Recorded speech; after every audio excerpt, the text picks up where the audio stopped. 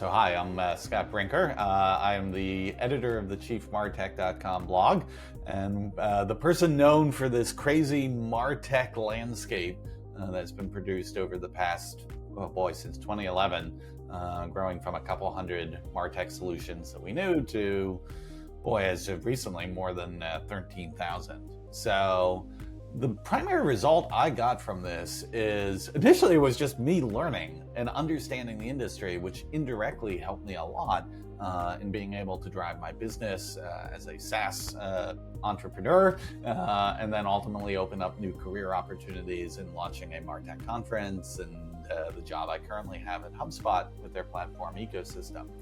It really took the strategy behind this was really to be able to help non-technical marketing leaders appreciate just the scale of technology that was now at their disposal for delivering the sorts of outcomes that they were increasingly responsible for in this more and more like digital world. So it started with just me as one person. Over the years, I started to bring other collaborators in to help. We moved from just doing this as a PowerPoint slide to eventually doing something that was a database-driven application that now has a small team of data scientists and programmers who are helping us constantly analyze new submissions and bring them to life there. It's a strategy that I think other companies or other entrepreneurs can certainly lean on to as you look at so many different industries or sub-industries where the market is actually not well understood. People don't understand what are the different categories, what are the different players. And by mapping this out and becoming the source of truth for how people understand the industry, first of all, it gives you an advantage to really look and understand opportunities for where you might grow your business. Where is the white space? Where are the things? But it also increases a credibility that then as you do additional go-to-market motions, you really have the benefit of being the expert in that particular capability. And in a world where there's so much content noise and everyone's publishing a ton of things, to have the reputation of being the expert in the field where you're trying to grow your business can be enormously advantageous. If that resonates with you, listen along. Also, check out our other episodes. You're listening to TLDR, the B2B SaaS growth podcast brought to you by Spear Growth. The goal of the podcast is to enable you, our listeners, to generate an additional $100,000 in cumulative pipeline by May 2024. To do this, we bring people who have made a real impact in their companies. They cut through the fluff and dive deep into one tactic or strategy of theirs. I'm your host, Ishan. Let's generate pipeline. Hi, Scott. So thank you so much for coming in. This is the second time I'm interviewing you. Before this, I think we also spoke once in another podcast that I was hosting before this. So again, it's always a pleasure to speak with you. Oh, well, thanks for having me back. Great to be here with you. Perfect. So Scott, almost everyone knows you. Like anyone who's listening to this should know you. And if they haven't, could you maybe give them a 2-line introduction of just like yourself, your journey, just very quickly, and then we'll just jump into what we've been discussing. Yeah. Sure. So I wear two hats. I'm the editor of the Chief MarTech blog, which primarily known for curating that massive marketing technology landscape here over the past 14, 15 years. And then I'm also the vice president of platform ecosystem at HubSpot. Awesome. So let's dig into it, right? So you've been publishing this since 2011. And that's a very interesting thing about that is every other marketing strategy or tactic or whatever you want to call it that I've always interviewed someone for is usually associated with a company or a business, or it's a personal freelance thing. It's associated with something. In your case, I think it's moved from being associated with you personally to maybe like jobs and then to your business. So how do you think about that? Yeah, so I will say when I first started working on this, it was purely a passion project. I was just very interested in trying to understand what was happening in this MarTech space. But as I published this and as I was able to keep coming back to it and grow it, so many other people found it useful and interesting that it definitely grew my influence. And this helped me in a couple different ways. So when I first was publishing it, I was the co-founder and CTO of a SaaS business. It gave me a lot of opportunities to get interviews, presentations, which all became opportunities to also get the brand of our SaaS company, into discussions. Over time, this led to me actually launching the MarTech conference, which became actually a fairly successful business venture. I've since moved on from that, but that was a direct, you could see a direct through line from, this creation of this landscape to helping to organize a community around the different participants and subscribers to that. And then ultimately it led to things like the position I currently have at HubSpot. Part of why I got this position is as HubSpot was looking to hire someone who could help orchestrate HubSpot's integration with the rest of the MarTech landscape. Well, okay, who knows the most about the MarTech landscape? So all these things over time, contributed to, certainly building like a business value, both to me personally and to the businesses I've been associated with. But yeah, it did start out intentionally that way. That's extremely interesting. I've never heard of, because usually if you start a marketing channel and then the company ends or you move on, you leave the channel and the company and you go to the next, right? This is very interestingly, it's part of your personal brand, which just moves from company to company. Do you have anything else that you do that is similar to this, that's just been with you in your entire journey? Well, so the writing of the blog that I do at chiefmartech.com Yeah. with this is a little bit similar too, because, the MarTech landscape is always an interesting conversation starter. Yeah. But you could actually, I'll admit, the utility of the landscape itself is relatively small, right? Because, there's just so much there that it's interesting to see. It's interesting to both appreciate the scale of the industry, the vibrancy in which it continues to evolve, but it's not in a format that, shall we say, is particularly useful for what do I do with this exactly? Versus the work I do in, writing on chiefmartech.com is actually trying to provide more explanatory direction to people of if they're a MarTech business, how do they think about, building and growing that? If they're a marketing organization that's adopting this technology, how do they think about that? That's also because I remember when we discussed last time and we were discussing topics for this time, the couple of your area of expertise or the thing that you want to talk about is the marketing industry, and mapping it out is, now it seems like an obvious thing to pick up, but it definitely would not be obvious back when you started. So I know you mentioned that, hey, this was something that you were doing for yourself to learn, and the worst case scenario is that you understand the industry better and then you're able to take better decisions. But was there a different thought process when you were doing this? Yeah, again, I did it when I first came up with the version in 2011. I had been writing the Chief MarTech blog for a few years at that point, and admittedly, it was a relatively small audience, but it was an audience of people who were interested in the way technology was changing, the strategy and the operations of marketing organizations. And so, when I first came up with it, part of it was, again, for my own, just developing my own understanding of what the heck was going on here. But I had in mind that, there is an audience of other people who are interested, in this. And so they would perhaps find this interesting and valuable too. What I didn't fully appreciate was the original audience I was anticipating that would be relevant to was a pretty small group. But there's something about visuals that, not all visuals, but every now and again, there's a visual that goes out there that it becomes a little bit viral, becomes a little bit, people are like, oh, wow, that, it captures the imagination or captures something, that causes people to, stop and wait, what is this? And so that ended up becoming that. And then, it brought tremendous growth to the blog and then all of the other things I benefited from around that. Interesting. So, let's say when you started, can you walk us through more of on the operational end of, hey, you just started this? Maybe walk us through the phases of the actual implementation, the team behind, and I know it's obviously sort of changed over the years, but then what does that look like?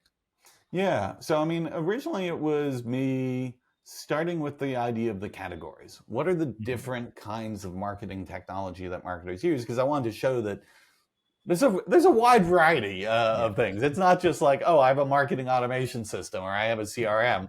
Yeah, you probably do, but increasingly, even like a decade Yeah. ago, there were a lot of other things that people were starting to bring in. And then what I did in the early iterations was basically pretended I was an obsessive compulsive marketer who's like, okay, for this category, what are all my possible choices?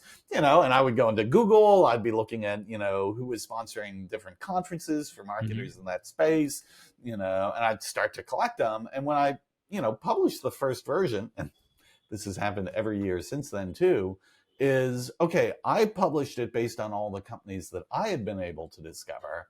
But when I shared it out with the community, of course, this then created people saying, well, you missed this one. Or, like someone else who's actually running a MarTech company in that category is like, hey, why aren't we on this list? I'm like, okay, well, give me your information. Tell me what you do.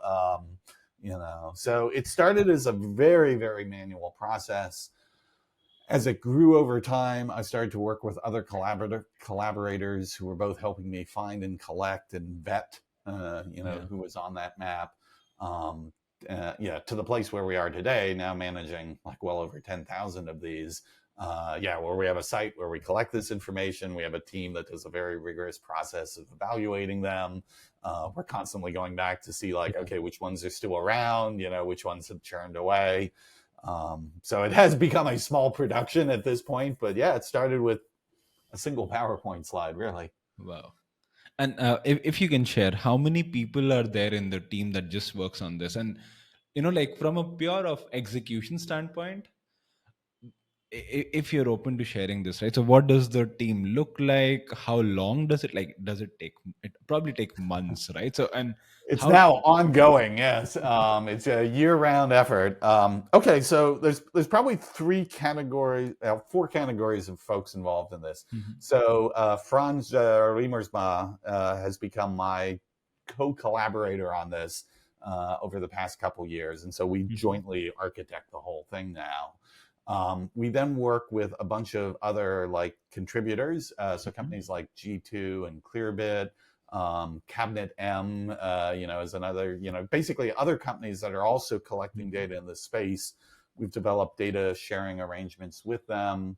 Franz has also done a really good job of building up a collection of other contributors who specialize in particular regions throughout the world. So people who are Yeah. in the, say the German market, who really know Mhm. far better than, I would, or even he would, the different German MarTech companies that are Yeah. out there. Because it turns out actually within these different regions, there are a lot of actually Yeah. very successful regional based MarTech companies. And then we've established a small group. It's probably about, I mean, there's a couple lead folks, but, Yeah. probably a team collectively of about 5 or 6, that go through this process of, systematically evaluating them. We're applying some, fun machine learning algorithms to Yeah. look at like contents on the website and help us in the judgments for, okay, which category is this particular MarTech really, pulled? And I'll be very honest, right? The process is by no means perfect. It is not the world's most accurate view, but it approximates, I think, in a pretty decent way. Interesting. So you have a team of I think you said 5 folks, and then there's also a lot of partnerships with other people that you brought in, which is there are MarTech vendors or data tech vendors, the way how you want to call them, and then there's also other people who specialize in certain regions. That's very interesting. So you've doubled down on this. Is there anything else? Because obviously this is not the only thing that you do all around the year, right? So is there, are there other pieces of content, other such resources that you put as much effort into I also? wouldn't say as much effort. This is a pretty, big production, but like a couple of other things over the years that we've done that have definitely become popular and grown. Like one of the things we do is something we call the stackies, which is every Mhm. year we ask marketers to send in a slide that illustrates how they think of their MarTech stack, the different tools they're using, how they think about Mm. organizing it. Um, we've been doing this now for, man, 8 years now. It is amazing to me. Like we've had brands from like, companies like, Microsoft and, Cisco and, leading banks and all these folks around the world who have actually taken time to like map these stacks out, do them often in a very creative Yeah. visualization, and then share it to the community. And then every year we have a bit of an awards ceremony around that and we publish it. And I always think of it as a very nice complement to the MarTech landscape because the MarTech landscape is, Yeah. just this sort of vast sea of, well, what are all the things that are out there? These MarTech stackies is a chance for you to see, like, okay, for real companies like a Philips or something like this, Hmm. what are the technologies that they use? How do they think about them? And I don't know. In many ways, I like it better than the landscape because it Yeah. feels like it connects more to real world use cases. And so many Yeah. marketers have these questions of like, well, what does a good stack look like? And, oh, so that's what Yeah. these companies are doing. They don't necessarily have to copy that exactly, but it becomes these different Yeah. reference points, that help them, think about how they might evolve their own stack too. Yeah. I want to geek out and ask all sorts of questions about like like how you've been running this, but I think more useful might be from an implementing standpoint. So there's let's say there's 3-4 things that are major pieces or major resources that you're sort of working on year over year. And then there's a lot of blogs which are also very, I love your blogs, by the way, especially when I want to understand the MarTech space, where it's going. A couple of ways you frame things are really interesting to me, or it gives me a good way to think through things. But so there's a lot of blogs that you put a lot of thought into, um, but they are relatively much smaller pieces than these larger resources. So how do you decide, I'm sure there must be other larger resources that you've initiated and then just stopped. There would be, right, Well, over I the mean, it years? depends on how you look at the blog. So for Hmm. me, and actually, as I think about it, I mean, there are other major things I've done. Like, so I wrote the book Hacking Marketing, that's become a Yeah. worldwide bestseller. I think around 100,000 copies now at this point. I just recently co-wrote a book with the team at Workato for the new automation mindset that's become a Wall Street Journal bestseller. And so those are similar things where they tend to involve like a lot of production work. Yeah. But I would say I also look at things like the blog as I don't measure its success based on the popularity of any one post. For me, it's like, okay, the Mm. degree to which that has become a resource that, thank you for your kind compliment, that, a lot of people around the industry are like, okay, well, I might not read a ton of Scott Brinker articles like every week, but usually at least once or twice a year, I'm going there to like see what's Yeah. happening, and be able to read that. I sort of think in aggregate, that's become, first of Yeah. all, like where most of my work goes, at least for the Chief Martech stuff.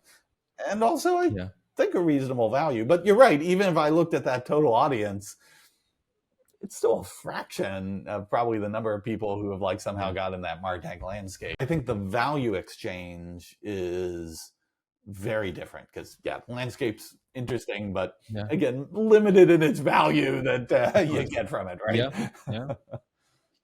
Interesting. So, but yeah, so just back to the question, were there other things that you maybe launched and then you were like, hey, probably this is something that I don't want to do again, and you maybe Yeah, discontinued? so like, well, with the success of those stackies, one of the Hmm. variations I tried to pursue was like, okay, it's great to understand how people think about the evolution of their stack. Could I get people Hmm. to share how they think about the evolution of their organization? like the different roles and the processes and the Yeah. way they work within that. And the short answer is that did not that did not catch on, partly because I don't entirely know why people feel like they can share their tech stack and they don't consider that to be a proprietary, knowledge, or at Yeah. least there's enough people out there who are comfortable sharing it that, we get it. Yeah. But it kind of makes sense when you think about it. Like once you start talking about your own organization structure and your own processes, now this becomes Yeah. a little bit more of, what a company considers its, a proprietary secret sauce. And some folks just aren't willing to share that, which in retrospect, I probably should have anticipated that, but I had to give it a try, and that definitely did not work. Of course. Yeah. But that's really interesting. So if someone had to learn from this and implement it for a company's benefit, for their career's benefit, and obviously you probably wouldn't recommend starting with 5 large projects. So how do you pick that one project to really put in time, and also how long do you recommend? Hey, at least give it this long, or maybe in your case, maybe share what happened in your with you Yeah. I through mean, this it's thing. hard because, like, again, in some ways, just being honest, I just feel like I kind of got lucky, with that particular landscape. And it's one of the reasons why I actually always recommend to marketers that experimentation is, to me, the key to this. I was it Linus Pauling, like the famous Nobel Prize winner. Yeah. He's asked like, well, what's the key to, like, having all these great ideas? And he's like, well, just come up with a lot of ideas, because if you try a lot of things, you're more likely that you'll find even a small subset, that are good. Yeah. And I don't know, that really resonates with me, because I think it's hard to predict. At least I don't feel Yeah. like I'm able to predict, saying like, oh, if we do just this thing, that's going to take Mhm. off and go viral. I think if you develop a mechanism where you have a thesis of, like, you're going after space that you think Yeah. there's an opportunity to add value to your audience and do something interesting, to Mhm. then be able to experiment with different ideas, see what the feedback is. And then when you find something that, hey, wait, people start to seem Yeah. to be really interested in this, then being able Mhm. to, like, double down on that and try and accelerate it. I mean, I guess I'm not saying anything that any growth marketer would Yeah. tell you, but Oh no. But I think what you're saying is, hey, you already know all of it, but people just don't do it. Because, for example, at Spear Growth, and I'll admit this, we've not been creating a lot of content. Like, I post on LinkedIn, that does fairly well. We get a couple of clients from that. That's great for us. But then for us, I've never tried to create something even close, or even like had the thought of creating something that we'll do regularly, put in the amount of effort and focus and resources that goes into something as large scale as this. So you would encourage folks or other companies to say, hey, like, if you have the resources, go big and try something um, with an experimental well, I mean, budget. again, being fair, like the MarTech landscape, that first version I did, when I was only around 150 products, it actually did take that long. I'm not sure that I remember exactly, but it was certainly less than a week. Yeah. And then even the second one I did after that, while it was growing, it was still Yeah. somewhat modest. And so had I done the first one and nobody cared, I just wouldn't have continued. So actually the original investment wasn't that much. It was really only, Mhm. first of all, I got the feedback that people found it interesting, but then, again, this is part of where the luck, I think, just came in, is nobody, including Yeah. me, expected that industry to explode. In fact, actually, quite Yeah. the opposite. Almost everyone expected from the very beginning it was just going to shrink. Yeah. So yeah, I don't know how you would predict something like that in advance. Interesting. That's actually so. Maybe it'll work, maybe it won't, but it's not that big of an investment, essentially, at least to try it out. So even if you want to try a bunch of those, you could essentially try a few different angles to it. And if something, so if something does work, maybe we should just do it again because you already saw that it worked. Because that's something that, even if something, for example, if one content piece does well, we just say that great, let's make the next one do just as well, and let's find the next content that does as well. But very few people said, okay, can we recreate that, just make it better again, or even like show a growth, a trend on an industry. These are things that I've not seen a lot of folks do. And I think that that's just not a normal way to look at it, because I've been a part of content teams, or I've spoken to a lot of content teams. We're an agency, so we work with a lot of different people who work with content teams, and we work closely with content heads, and everyone's like, great, this piece did well, let's find the next one that does as well, or this is our top performer now. But I've never seen anyone start a conversation on redoing it. It's interesting. Yeah, well, I mean, again, it also probably depends on the nature of the content. Like, Yeah. is redoing it interesting? Like, is there enough of a change, to make that newsworthy? And again, like if the MarTech landscape had not grown the way it did, I'm not sure that, I suspect some people still would have found it interesting, but it would become almost like those, like Gartner Magic Quadrants or Forrester Waves, where like, yeah, they're out there, they're interesting, I look at it, but it's not like, wait, what? It was really the growth that, again, I can't take credit for this. This is like just the industry like went like total supernova. And I just happened to be in the place of being the one who was like, charting at that. But Yeah, love it. So is there any question that I should have asked you, or any stories that you could have shared around this that people should probably know about?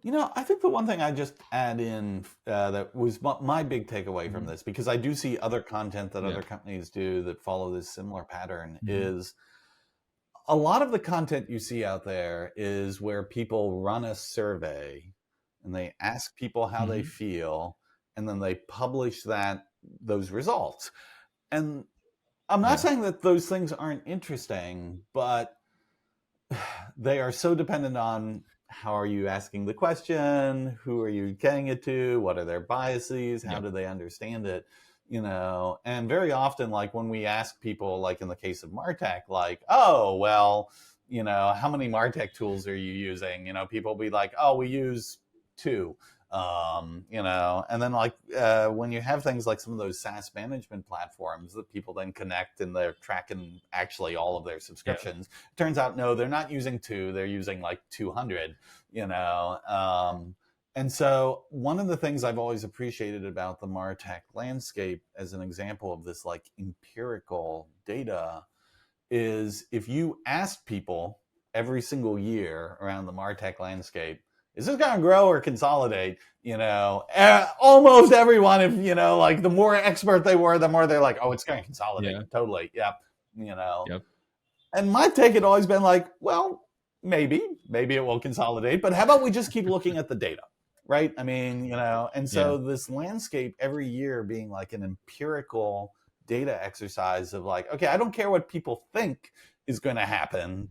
Here's what's actually happening. And I think that's powerful because there just isn't a lot of data out there on subjects that is truly empirical. And I think every now and again, like I see, like Segment is a CDP, they publish this. Snowflake just published some of this, like Workato publishes the kinds of automations that people are doing and who's doing it. And like anytime you can get to a place where you can share some sort of empirical data set that is an opinion, it's just the facts of like what's actually happening. I think you've got a unique value there that is more likely to break through the noise than perhaps some of these other content techniques. I love that. I already have a bunch of ideas. Hey, we could probably do this. It's just like there's a lot of ideas in my head. So that really helped us. So just at least helped me figure out, okay, what are some things I could do to maybe implement some or create something that a resource that's so useful, and obviously then generates a ton of business for us. That sounds good. Well, I wish you the best of success on that. Perfect. Hey, Scott. So if you had to pitch something, anything to the folks listening in, because I know you are part of HubSpot, you're doing MarTech, and Chief MarTech, there's the reports you build. What would you pitch? And can you give us an elevator pitch of that? For the landscape or like anything? Anything, right? So usually at the end of the episode, usually marketers are part of a company and then they pitch the company. In your case, what should, like, is it like speaking opportunities or All right, yeah. I the mean, my blog? elevator pitch, on MarTech, investing in marketing operations people who can really help you with this is how the world operates. Everything now, like how we discover, engage, deliver, delight, build relationships with customers. It is all being driven by these digital experiences and all the digital mechanics behind the scenes. This is what MarTech is all about. If you want to compete here in the modern world, you got to be really good at MarTech and marketing ops. Awesome. So I still am. So I just the elevator pitch itself, right? Is usually to. There's nothing that you want to sort of pitch in that, hey, maybe. Oh, like promote something?